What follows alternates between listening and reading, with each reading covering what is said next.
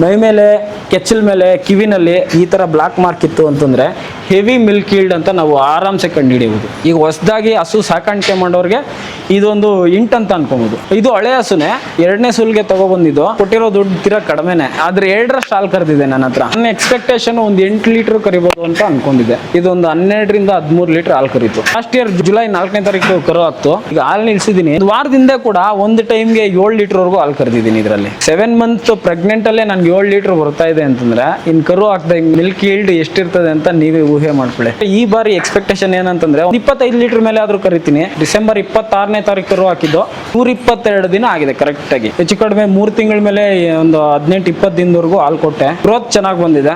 4 ತಿಂಗಳು 5 ತಿಂಗಳವರೆಗೂ ಹಾಲು ಕೊಡೋರು ಇದಾರೆ. 10ರಿಂದ 12 ತಿಂಗಳಿಗೆ ಪಲ್ಕ್ ಬರ್ತದೆ. ಕಾಫ್ ಶೋ ಇತ್ತಲ್ಲ, ಅದರಲ್ಲಿ ಫಸ್ಟ್ ಪ್ಲೇಸ್ ಆಯ್ತು. 14 ತಿಂಗಳ ಕರು ಇದು. 3 ತಿಂಗಳು ಪ್ರೆಗ್ನೆನ್ಸಿ ಇದೆ.